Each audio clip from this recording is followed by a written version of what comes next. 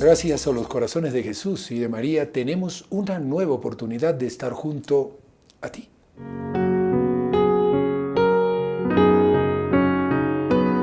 La frase mariana del día.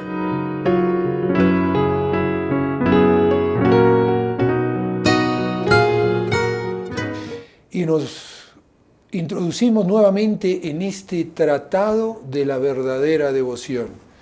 Nos dice San Luis María Griñón de Montfort: los hijos de Belial, los esclavos de Satanás, los amigos del mundo, que todo es una misma cosa, han perseguido siempre hasta ahora y perseguirán más que nunca en adelante a aquellos y aquellas que pertenezcan a la Santísima Virgen. Como en otro tiempo, Caín persiguió a su hermano Abel, Esaú a su hermano Jacob, que son figuras de los réprobos y de los predestinados. Pues ya sabes, sufres persecución, eres hijo de María, eres incluso un esclavito, el último de la lista de la Santísima Virgen. No te preocupes, la persecución la han sufrido muchos antes que tú y esa persecución la van a sufrir muchos después de ti. Pues eso es una buena señal, la señal de los predestinados, de los hijos de aquella cuyo nombre es Madre de Dios, la llena de gracia. Pues un saludo muy cordial para todos los amigos que nos escuchan a través de los distintos medios. La amplitud modulada, los 1180 en la ciudad de Lima, 720 en la ciudad de Cusco, 590 en la ciudad de Arequipa. También para los que nos ven a través del canal 27 UHF, tanto en la Ciudad Blanca como en la Ciudad Imperial. Para los amigos que nos contactan a través del internet, www.nstv.com, www.nsradio.com, o los que nos siguen en nuestros canales de YouTube, NSE Radio y NSE Perú.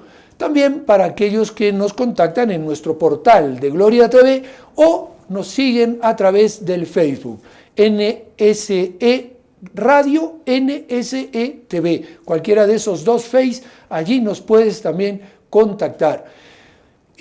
Un agradecimiento a José Antonio Tinta, que nos está acompañando en la parte técnica, y hoy en este espacio de trabajo les estaremos acompañando. ¿Quién les habla? Randy Brunello y el doctor William Pérez. Bienvenido, Williams. Muchísimas gracias, don Randy. Así que un saludo cordial a todos los televidentes y para poder compartir pues cosas que realmente nos van a hacer trascender un poco más allá. Eso es, tenemos preparado un tema que es, podríamos decir, fuerte. William es un ex profesor de nuestros didascalios. Él está ahora ampliamente dedicado a lo que es la parte de abogacía, en lo que es derecho penal.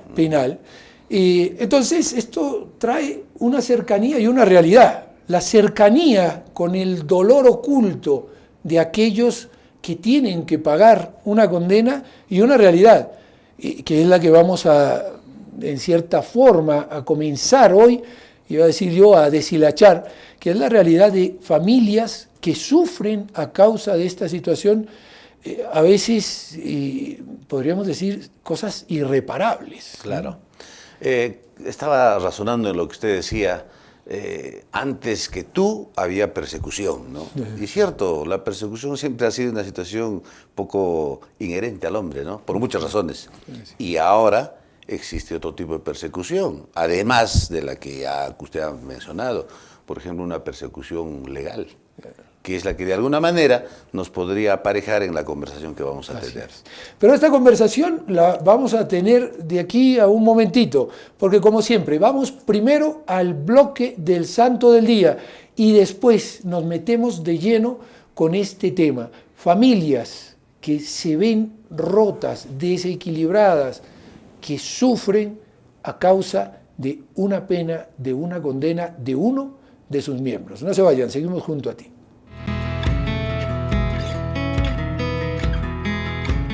Estimados amigos, reciban un cordial saludo. Hoy es 21 de junio y la Santa Madre Iglesia nos recuerda a San Luis Gonzaga.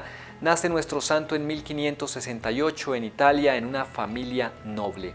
Su madre, preocupada por las cosas de la fe, lo consagra a la Virgen y lo hace bautizar, mientras que al papá solo le interesaba el futuro mundano del hijo y que fuese soldado como él.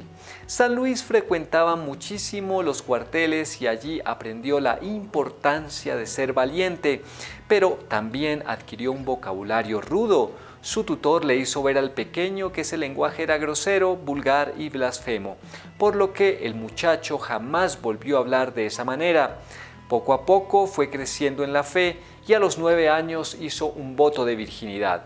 Cuando tenía 13 años, conoce al obispo San Carlos Borromeo, quien queda impresionado con la sabiduría e inocencia de Luis y le da la primera comunión.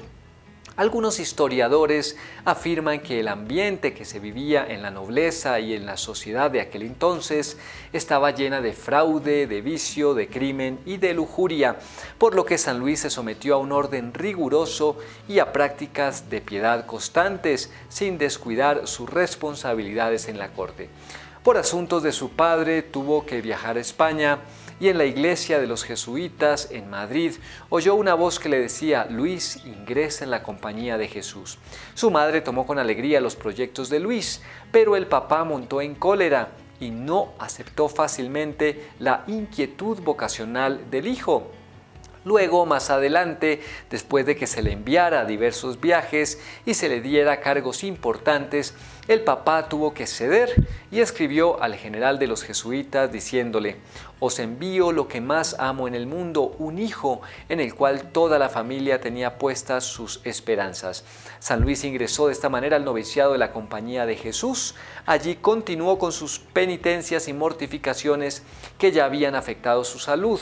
Con el tiempo se convirtió en un novicio modelo, se mantuvo fiel a las reglas y siempre buscaba estar en los oficios más humildes.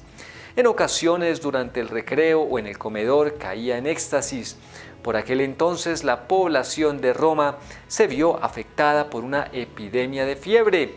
Los jesuitas abrieron un hospital donde los integrantes de la orden atendían. Luis empieza a mendigar víveres para los enfermos y logra cuidar de los moribundos hasta que contrae la enfermedad. Se recuperó de este mal, pero quedó afectado por una fiebre intermitente que en pocos meses lo redujo a un estado de gran debilidad. Acompañado de su confesor San Roberto Belarmino, se fue preparando para la muerte. En una ocasión cayó en un arrobamiento y se le reveló que moriría en la octava del Corpus Christi. Con la mirada puesta en el crucifijo y el nombre de Jesús en sus labios, partió a la casa del Padre alrededor de la medianoche entre el 20 y 21 de junio con solo 23 años de edad. Es nuestro santo, patrón de la juventud cristiana y protector de los jóvenes estudiantes. San Luis Gonzaga, queridos amigos, el santo para el día de hoy.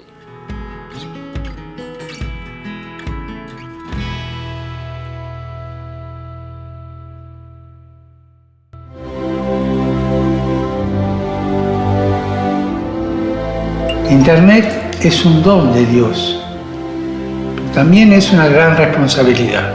La comunicación, sus lugares, sus instrumentos han traído consigo un alargamiento de los horizontes, un ensanche para tantas personas. Aprovechemos las posibilidades de encuentro y de solidaridad que ofrecen las redes sociales y que la red digital no sea un lugar de alienación, sea un lugar concreto, un lugar rico de humanidad. Pidamos juntos para que las redes sociales no anulen la personalidad de cada persona, sino que favorezcan la solidaridad y el respeto del otro en sus diferencias.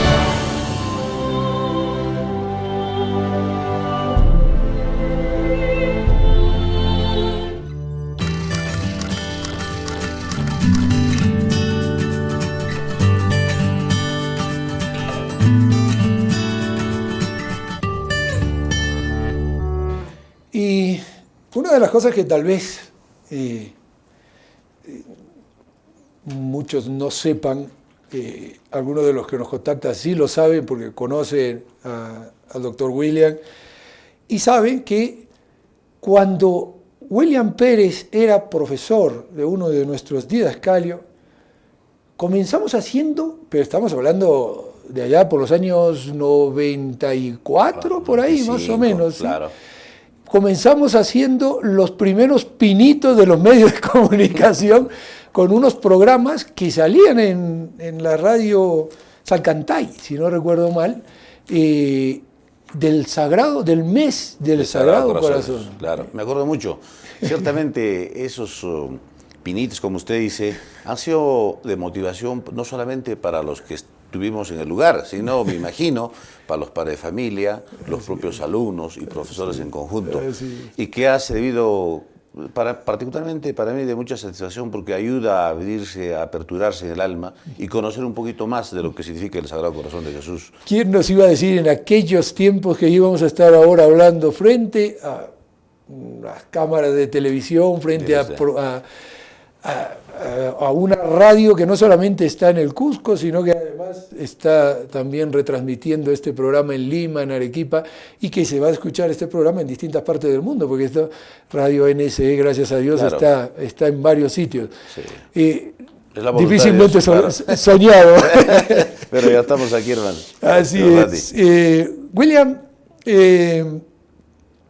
hay algo que hemos hablado detrás de cámara y cuando conversábamos un poco la estructura de este programa y que me interesa resaltar en este momento para que caigamos en la cuenta de por qué junto a ti traen a un abogado penal a hablar de delincuentes, o sea, ¿qué cosa es esta? ¿Qué sucede? Muchas veces no caemos en la cuenta de que detrás de un delito hay una persona que se equivoca, es verdad, o sea, no lo podemos negar, pero siempre me llamó la atención algo en las visitas de nuestro Papa Francisco a algunos países, y fue la visita que hace a los penales.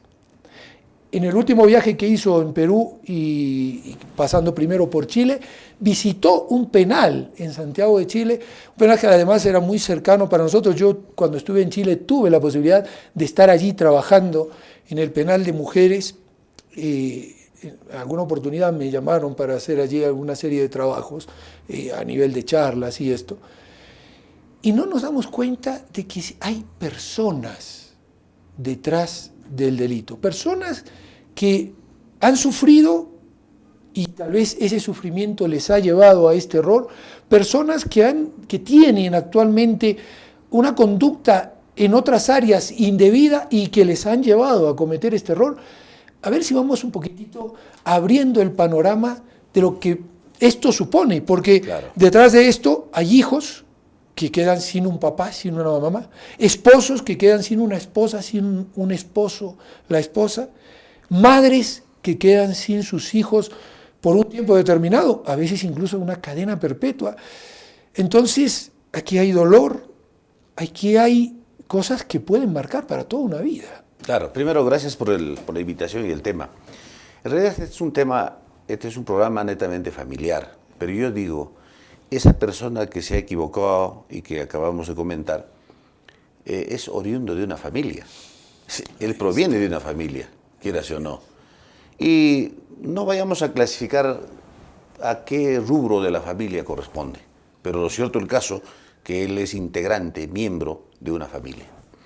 Y hablando de familia, esta pues está integrada por papá, mamá, los hijos y finalmente, si es un poco más extensa, los abuelos y los que provengan de él. Pero, ¿qué ocurre realmente cuando una persona se equivoca legalmente y tiene que pagar las consecuencias? Ya adelantaba usted en el criterio, ¿no? Ocurre de que vayamos solamente al marco principal de lo que es una familia. Si es el hijo de una familia, imagínese lo que va a ocurrir con la mamá.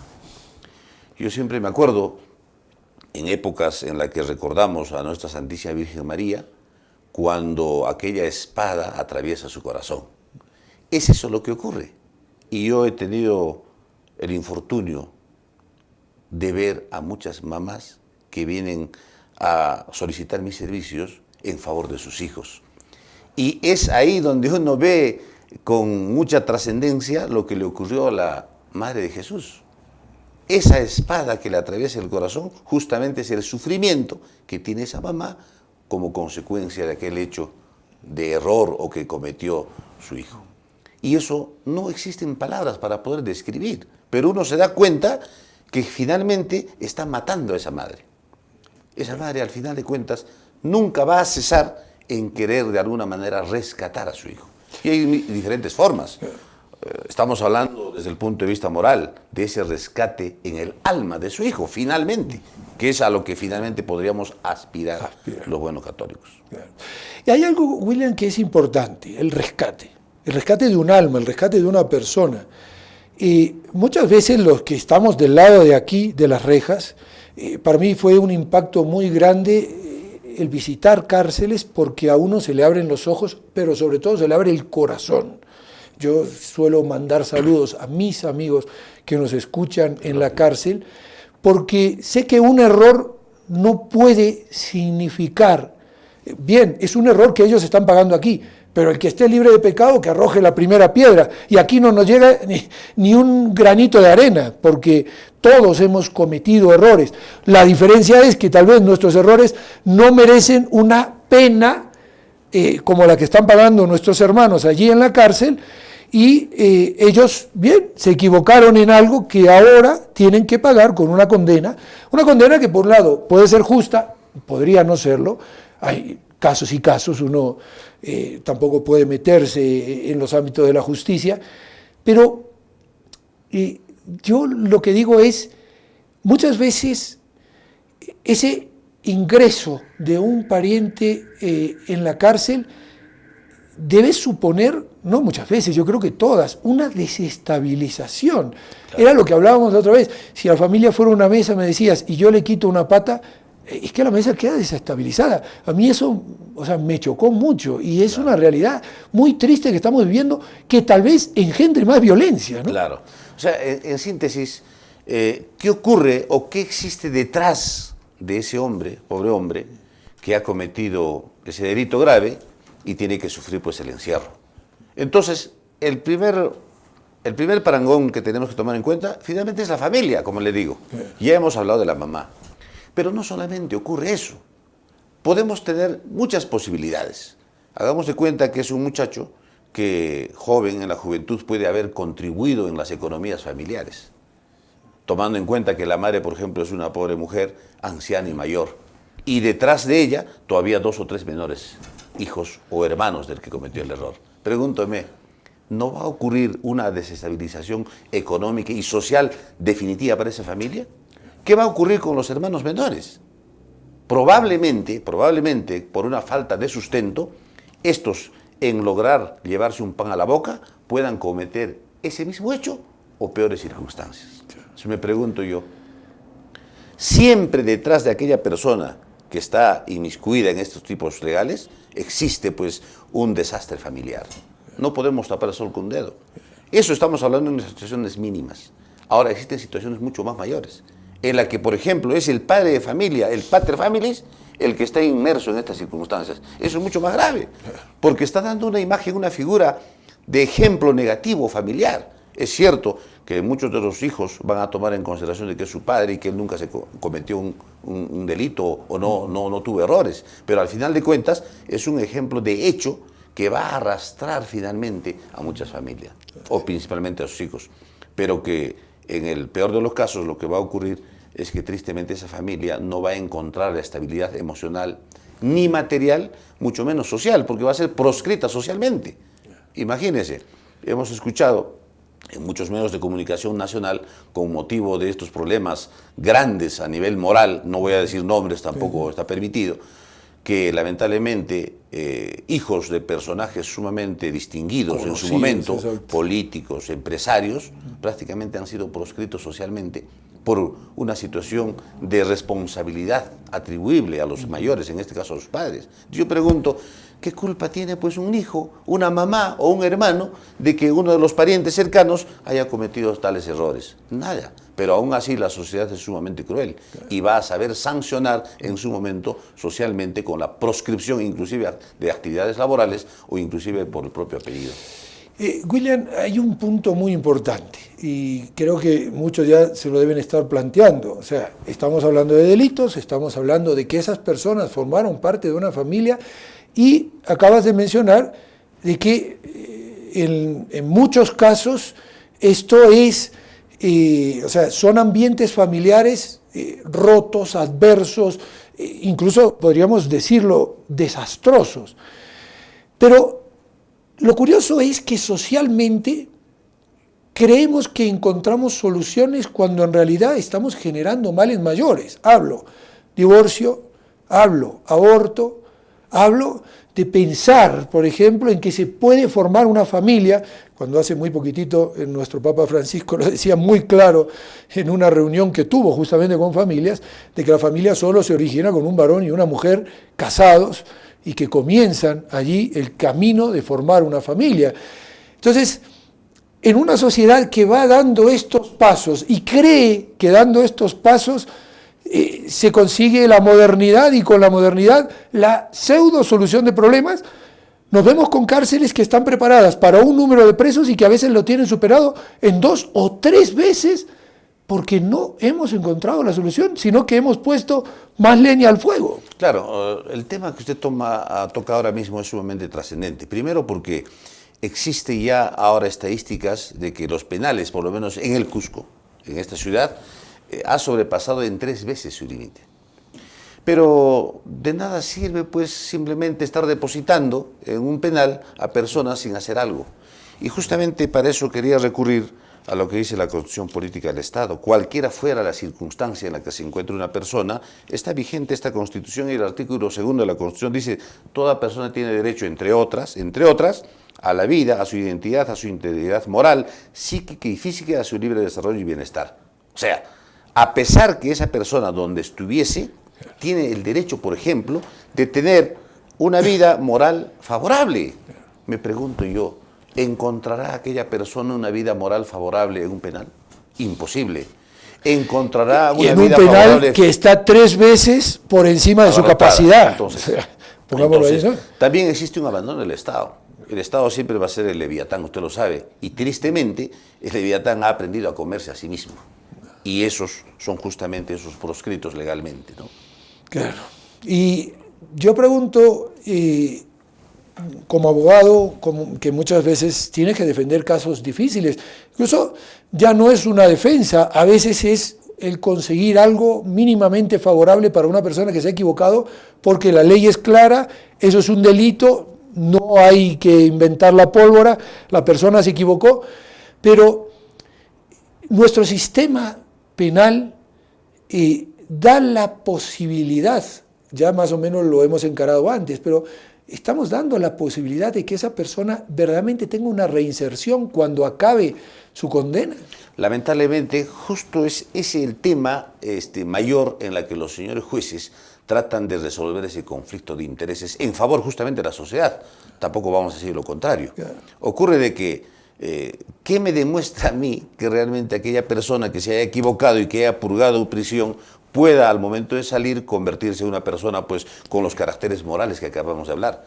Nada nos garantiza, señor, absolutamente. Entonces existe una duda respecto a esa posibilidad y frente a ello el Estado tiene que seguir trabajando y nosotros seguir orando y rezando a efecto de que las autoridades a su turno en el lugar donde se encuentren puedan ejercer bien su oficio. Porque si bien en un penal las personas se pueden reinsertar a través de la educación y el trabajo, hay que brindarlo. Y como no existe ello, claro, estamos en graves problemas. Y hablabas también de un desarrollo psíquico. Claro. Es decir, muchos de ellos tal vez están cargando problemas familiares de antaño, ausencia de un padre violento y borracho que le pegaba a su madre.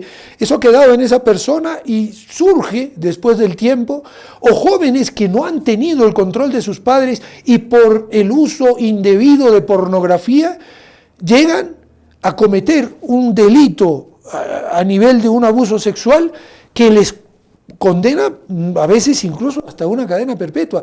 Y uno se queda diciendo, pero ¿qué estamos haciendo para que esto no siga? Claro, lamentablemente, don Randy, estamos frente a una situación de predisposición social masiva.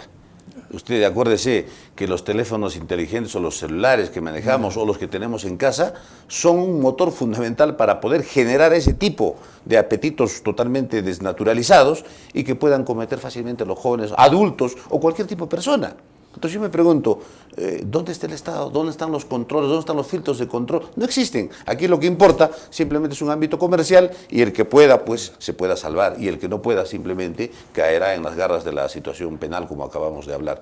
Pero sin perder de vista lo que habíamos tratado al inicio, ¿qué va a ocurrir con esa persona que está incursa en esos ámbitos legales o penales? Ocurre lo siguiente, las experiencias son graves.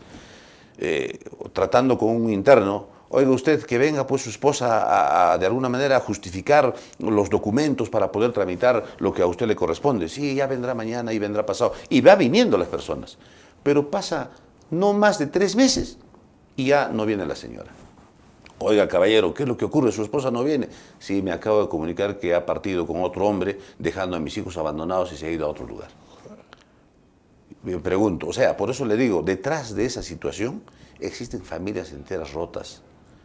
Poco a poco vamos avanzando en el camino y a los hijos se lleva o la abuela materna o se lleva el abuelo paterno. Al final de cuentas esa familia está destruida. Eso es lo que ocurre con cualquiera de las personas que tristemente ha caído en estos ámbitos. Por eso es durísimo referirnos a estos hechos, porque nos hacen ver una realidad que tal vez en teoría puede ser diferente, pero en la práctica vivimos todos los días y palpamos. Entonces nosotros como personas, ¿qué podemos hacer? De alguna manera llamamos al ámbito de reflexión, pero eso no basta. Tiene que haber siempre, de todas maneras, una política de Estado. Y finalmente la Iglesia, por lo menos con estos programas, de algún modo sensibilizaremos, por lo menos de los miles de televidentes, a un corazón, y bastaría con ello, por lo menos para empezar una buena lucha en favor de los más necesitados. Y en estos casos duros, yo me imagino lo que debe ser para un papá saber que sus hijos han sido abandonados, que además de eso pues están, podríamos decir, sorteándolos entre fulano y mengano, que son los parientes. Yo me llevo 2, yo me llevo 1, y esa situación la vivo en la impotencia de estar encerrado. Claro, alguno me dirá, bueno, que hubiese pensado antes. Sí, es verdad. Pero, ¿qué armas damos incluso nosotros? Tú mencionabas la Iglesia. Aquí y en todas las cárceles hay una pastoral penitenciaria. Esa pastoral necesita siempre de personas que le ayuden, personas que le apoyen. Yo he tenido la posibilidad de estar en el penal de Quencoro, aquí en el Cusco, y uno ve a las almas, a muchas almas, hay muchos que no, pero hay muchos, mucho más de lo que nos imaginamos, que están hambrientos, ávidos de escuchar una palabra de aliento, una palabra de esperanza, y de tener personas que se relacionen con aquellos que están afuera para decirles o mandarles algo o buscar alguna forma de contacto que les ayude a mantener por lo menos una presencia moral. Claro. A veces tal vez nosotros como que nos lavamos las manos, ¿no? Y decimos, bueno, se equivocaron, problema de ellos, ¿no? Claro, pero no todo es negativo, como lo acabo de contar. También tengo valiosísimas experiencias de muchachos que efectivamente purgan 10 años de condena, por ejemplo, pero en el marco de haber ingresado al lugar, sabiendo que su vida realmente era un desastre y al margen de la ley, ahora desde el penal son personas que inclusive exhortan y aconsejan a sus propios parientes. Me consta, lo he vivido, he conversado con ellos y realmente rezan todos los días para que su familia pueda ser mejor. Entonces yo digo que cuando uno está en circunstancias como esta y tenemos oportunidad de visitar unos penales, no basta pues con llevarles un pan, que es lo necesario, sino principalmente es bueno tocarles el alma a estas personas. Como le digo, no todos tienen esas consideraciones. Existen personas que sí, desde el penal, pueden realizar acciones positivas en favor de su familia. He escuchado a papás, a mamás y hermanos de esa persona decirle: Señor, mi hijo realmente hasta vergüenza me da porque yo estando aquí afuera me comporto tan mal y que él me tiene que exhortar a un cumplimiento adecuado en mi conducta. O sea, existe el revés también de la moneda, pero aún así creo que el trabajo va a ser siempre insuficiente porque hay que seguir bregando, luchando. Y si vayamos algún día a visitar un penal, hagámoslo realmente con el corazón abierto, con el alma, que es lo que merece ese interno, además de darle un pan, lógicamente. Vamos a hacer una pausa. Yo creo que hay muchísimo para meditar en lo que hemos tocado, pero seguimos hablando de esta realidad porque no se agota, porque tiene muchas otras caras. Es un poliedro que difícilmente vamos a poder terminar de estudiar, sino en una secuencia de programas. Hacemos una breve pausa y enseguida retornamos. Estamos junto a ti.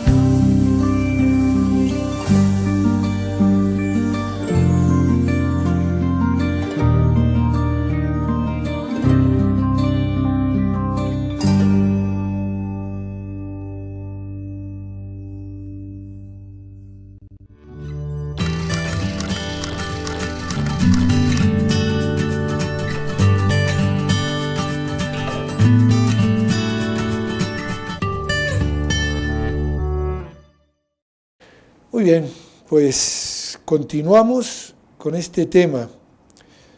Las cárceles, los presos, las personas que reciben una condena, pero un ámbito que no debe ser olvidado. Detrás de esas personas, detrás de esas condenas, hay una familia.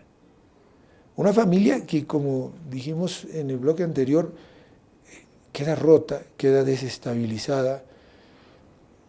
¿Qué otros puntos de reflexión podemos sacar justamente de esto como para que aquellos que nos están escuchando, que nos están viendo, digan, caramba, yo nunca había pensado en esta realidad, en esta situación detrás de una persona que llega a la cárcel? Claro. En realidad, cuando hablamos de familia, nosotros hacemos imagen de que la familia tiene que ser pues esa familia unida como la que nos da Jesús, María y José, que debería ser así, que es una especie de fortaleza final para nuestra existencia. Pero las familias mortales comunes y corrientes como la nuestra, lamento decir pues que no tenemos esa fortaleza. Primero por el sistema educativo, segundo por los ámbitos sociales, tercero por la cultura que recibimos, por la interferencia cultural. O sea, la familia hoy en día, don Randy, es una familia debilitada. Y debilitada por muchos ámbitos, como le digo. Primero, porque la unión que pudo haber existido entre varón y mujer para esa conformación familiar no ha sido pues de la más, con las garantías de fe, de moral, de perseverancia o de querer formar una familia, sino han sido familias improvisadas y finalmente tenemos el resultado. Y véase nomás los cuantiosos casos de divorcio que existen en los estratos judiciales y también me imagino en el ámbito eclesial, porque yo he conocido a dos de los nuestros en aquellos años pretendiendo invalidar un matrimonio religioso. ¿Por qué? Porque, bueno, ellos se sentían acechados, acorralados para decir un sí en la familia. Y eso no garantiza pues una solidez, es como una casa. Si está bien estructurada, tiene buenos cimientos, usted tenga la seguridad que sus pisos van a mantenerse. Lo mismo pasa en la familia. Entonces yo creo que ese es un primer ámbito respecto de la precariedad familiar. Como no está fuerte la familia, entonces cuando uno de sus integrantes pueda pecar, caer en estas circunstancias legales, ¿qué va a pasar? Primero, no va a haber apoyo. Segundo, lo van a abandonar. Y tercero, y si es un pater familia, va a ser abandonado inclusive por su propia cónyuge. Eso es gravísimo, porque no tenemos una fortaleza de familia. Pero en un supuesto, a pesar de que exista un hierro de parte del pater familia en una situación legal como la que hemos comentado, si tiene la entereza y la fortaleza la familia para poder soportar esa cruz que es gravísima, va a llevar hasta el final. Pero si no, ¿qué va a pasar? Vamos a dejar en el camino al hombre, abandonado a su suerte, y va a estar con una furia interna en el penal, y final de cuentas, cuando en la oportunidad que tuviera de salir, no va a ser una persona pues con parámetros normales. Tendrá enraizada esa necesidad de violencia que finalmente se va a trasuntar en otros hechos posteriores a su excarcelación. Esto es un punto importante y esto es para meditar. Claro, hoy estamos en día jueves, alguno dirá, oiga, don Randy, pero usted los temas de familia los toca el lunes, ¿qué pasa que está tocando el jueves esto? Porque esto también entra dentro del dogma de nuestra fe, de la moral de nuestra fe. Hoy estamos en un enfoque moral de la realidad que vive un país en el ámbito de sus penales. Fíjense la lectura que puede hacerse de nuestras familias a raíz de los hechos delictivos que hacen incurrir a una persona a una condena dentro de un penal. Nos damos cuenta de que las familias no están fortalecidas. ¿Qué estamos haciendo a nivel social, a nivel legal para fortalecer a la familia? Pensar en el divorcio exprés, pensar en que dos personas del mismo sexo puedan unirse, ¿eso da fortaleza a una familia? Pensar en el aborto como una solución rápida para no tener, entre comillas, problemas, como si un niño fuese un problema y no una bendición, y no un don de Dios. ¿Qué estamos haciendo con nuestra educación? Pensando en implementar una ideología de género para que los chicos crean que su ser varón o ser mujer es una cuestión de la sociedad y no una cuestión física, psicológica y espiritual, que se vive de acuerdo a una naturaleza. He nacido varón, he nacido mujer. ¿Qué estamos haciendo para fortalecer la familia, formando en el ámbito general, universitario, profesional, a nuestra juventud de hoy? Hay cosas que a uno le llaman la atención, porque viendo esta realidad que estás compartiendo, William, y esa palabra que dijiste, muchas veces esas relaciones son improvisadas. Yo he estado dando hace muy poquitito unas charlas en colegios de nuestra comuna de Santiago, y me encontré con la sorpresa de que los jóvenes quedan cautivados cuando le hablas de la belleza de la castidad. Pero claro, al no vivir esa belleza de la castidad, se encuentran luego con una situación, una chica que está embarazada, un embarazo adolescente, una incapacidad de solucionar ese problema, y ya tenemos ahí una familia disfuncional que comienza ya con un traspié, y entonces esa familia no se asienta bien, no tiene buenos cimientos, y claro, eso puede llevarnos a tener en el futuro un posible delincuente, una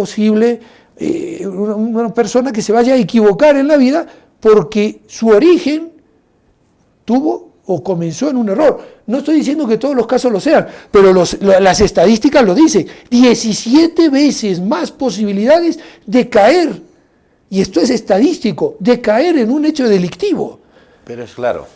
Mire, don Randy, la precariedad familiar sí o sí va a dar origen a una familia que no tenga pues esa solidez moral, material, finalmente de forma de vida familiar.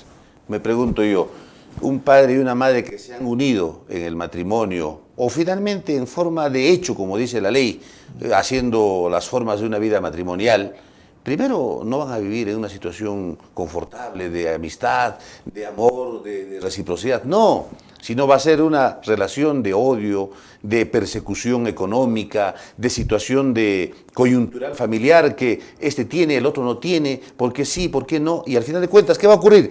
En ese proceso va a nacer un niño, y ese niño va a ser el testigo ocular de toda la ocurrencia de violencia que ocurre en la familia, y tenga la seguridad que ese menor más adelante va a trasuntar a través de su conducta en situaciones críticas que finalmente van a destruir o van a terminar destruyendo a esa familia. Es lamentable decirlo, pero eso ocurre. Entonces yo me pregunto, mientras no haya una forma de unirse con respeto, con moral, con calidez y finalmente con bendición divina, nunca vamos a encontrar pues una familia sólida. Siempre va a ser una familia desequilibrada y que tenga que terminar como en el común de las familias, ¿no? Que lamentablemente pues estamos atravesando y viviendo todos nosotros. Esto da para mucho más, William, pero lo que no da para más es el tiempo. El tiempo es el tirano dentro de los medios de comunicación.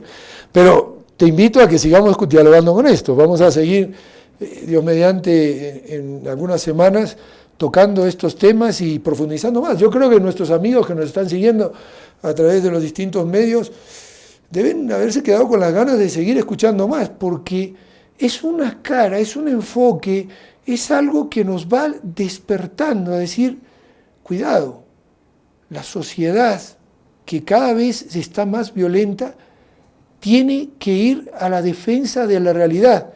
La realidad no está en ver cómo quitamos a los violentos o cómo encerramos a los violentos. La realidad está en ver cómo podemos evitar que esos violentos se engendren. Y no es a través de matarlos por el aborto, es darle un ambiente adecuado donde puedan educarse y desarrollarse. Y ese ambiente solo lo puede dar una familia bien constituida. Es cierto, ya casi concluyendo y gracias, ¿no? o sea, no podemos ser inventores de nada. Te he dicho, no vamos a inventar las mejores cárceles, ni las más grandes. No, sino lo que tenemos que hacer es hacer un acto de reflexión personal de cada uno de nosotros para finalmente pues vivir bien en la familia, que es, o sea, esa va a ser la única fuente de inspiración de que las conductas humanas tengan pues una aceptación natural como quiere Dios. Y lo otro, ¿no? Que la educación finalmente es la que va a centrar la direccionalidad en el comportamiento humano. Y existen una serie de escuelas que mejor ni nombrarlas, porque la que es correcta es la que siempre se va a encaminar en el bien común, en la fe, en la moral y finalmente pues en el apego a Dios. Otra cosa no existe. Me pregunto yo, ¿qué escuela diferente a esa, la que he nombrado, me va a hacer comportar como debe ser? No existe otra. Las otras tienen ya historias. Si no, veamos pues las revoluciones pasadas. Aquí nomás, cercano en el Perú, las revoluciones precedentes, ¿no? Entonces, yo creo que hay que tener mucho cuidado. Si hay que tratar el tema para poder corregir todo esto, no se trata de poner más guardias, sino poner un ámbito de hogar, de casa, de familia, coherente, acorde, con que el papá cumpla con sus obligaciones, la mamá y los hijos también, y principalmente la obediencia. El que no es obediente no es parte pues de una buena familia. Y finalmente, como le digo, la educación que habría que tratar con mayor responsabilidad para poder hacer prever, por lo menos a las autoridades, que la educación tiene que ser el primer parangón en el Estado, en la lucha contra la corrupción, la delincuencia, lo que fuese. Y está hablando un ex profesor, o sea, bueno, igual sigue en contacto con la educación siempre, pero digo para que nos demos cuenta de que no es que no sabe de lo que está hablando, lo conoce y lo conoce a fondo.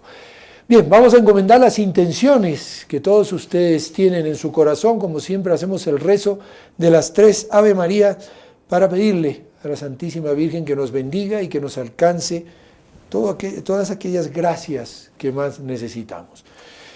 María, Madre mía, por el poder que te concedió el Padre, líbranos de caer en pecado. Dios te salve María, llena eres de gracia, el Señor es contigo. Bendita tú eres entre todas las mujeres, y bendito es el fruto de tu vientre, Jesús. Santa María, Madre de Dios, ruega por nosotros pecadores, ahora y en la hora de nuestra muerte. Amén. María, Madre mía, por la sabiduría que te concedió el Hijo, líbranos de caer en pecado. Dios te salve María, llena eres de gracia, el Señor es contigo. Bendita tú eres entre todas las mujeres, y bendito es el fruto de tu vientre, Jesús. Santa María, Madre de Dios, ruega por nosotros pecadores, ahora y en la hora de nuestra muerte. Amén. María, Madre mía, por el amor con que te colmó el Espíritu Santo, líbranos de caer en pecado. Dios te salve María, llena eres de gracia, el Señor es contigo. Bendita tú eres entre todas las mujeres, y bendito es el fruto de tu vientre, Jesús. Santa María, Madre de Dios, ruega por nosotros pecadores, ahora y en la hora de nuestra muerte. Amén. Ave María Purísima. Sin pecado concebida. William, gracias por habernos acompañado. Porque un placer estar aquí, le agradezco muchísimo. Y te comprometemos, necesitamos más programas de estos. Yo creo que todos ustedes coinciden, vamos, esto recién comienza. Pero bueno, en el fondo lo más importante y lo que siempre queremos transmitir es que son los corazones de Jesús y de María que quieren estar junto a ti.